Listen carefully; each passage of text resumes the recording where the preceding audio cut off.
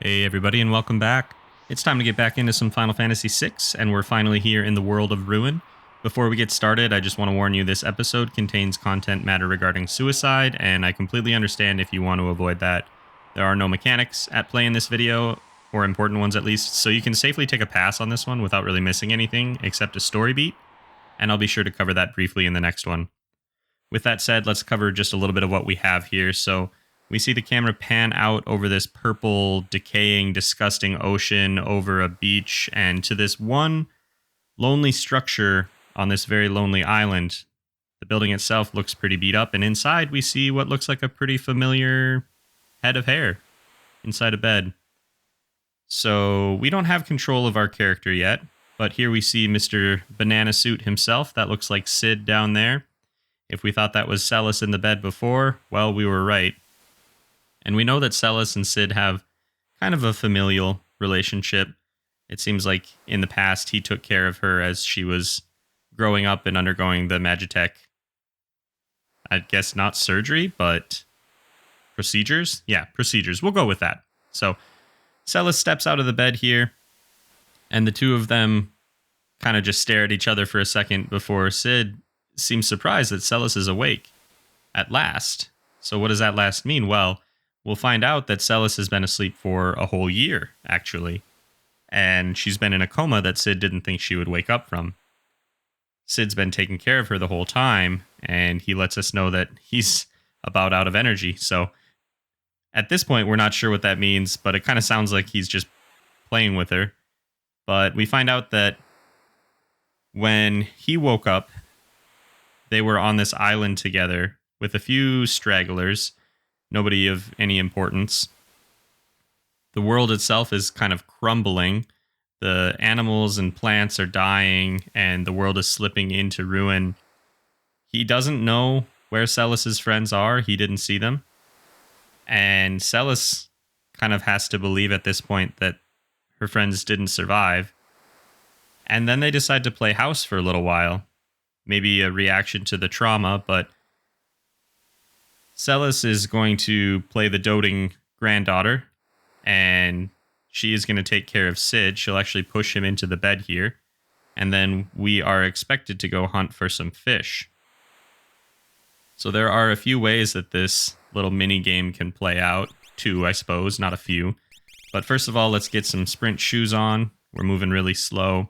And then we'll come down to the beach. So you can see there's one fish down here, and it's not moving crazy fast. There are a few different speeds of fish, and the best fish for Sid are the ones that move the fastest. You can reset which fish are on the screen by coming up to talk to Sid. There's a little invisible timer in this minigame that ticks down the longer Sid goes without food. And if you feed him slow-moving fish, the timer ticks down even a little bit faster. It goes on a scale of 0 to 255, I believe, and there are different text options available at the different levels, at the different numbers. What we're trying to do here is either get Sid down to 0 by not feeding him or feeding him slow fish, or get him up to 255 by feeding him the quick fish. No matter what, the story kind of proceeds in the same way. But if you're concerned with content matter regarding suicide, this might be a good time to pause and take a look down below at the timestamps and look for the one that says Raft, and then go from there. Because pretty soon here, Sid is going to be not so long for this world. Okay, so we gave those people a second. What happens here is that we're going to let Sid tick down, and he's going to go all the way from, I think he starts at, I don't remember, 125. I'm going to let him tick down to 0. I'm not going to bother going down to get all of the fish. I should honestly not run back and forth so much to talk to him, but I wanted to see as much text as we can. You can see his regression or his descent pretty quick here. So when you're playing this game, you have to move very quickly. You have to get down to the beach, you have to grab him a fish, come back, feed him, and then kind of rinse and repeat. And if you don't get the right fish, this little game can be pretty hard to begin with. not such a big deal when we don't really care what happens to Cid here. So, here we go. We return, and Cid is not speaking or moving this time. And Celes, she's looking at him and she says, "Granddad, stop playing around." And she has a little bit of a break. And this is why we did this. I think this story makes a lot more sense. So, this is not a joke, obviously. Celes lets some tears fly, and then she's going to run. And then, we haven't been outside, but this is what this little island looks like. It's pretty small. And she's going to head north to the cliffs. We get a little bit of text from Cid here, talking about the other people that washed up on the island and how they would take a leap of faith when things were too full of despair. Celes is as well full of despair here, talking about how the world is slowly fading away. Her friends are probably dead. And we can see even the animals of this world are dying. It very much feels like a cataclysmic event has occurred, and at this point, hope is lost. And Celes leaps from the cliff, and you can see those tears trailing again, just as we saw before. And then we're going to fade to black here for just a moment. So the first time I ever played this, I was pretty young, and I didn't know how to play that minigame. I didn't know that the fast fish were what we needed. I didn't know that there was a possibility that a main character could die. Not a main character, I guess, like a side character, but it was still pretty, holy crap, in your face. You know what I mean? Just the fact that we failed again immediately after we just failed. There was no save point in between our loss on the floating continent and now.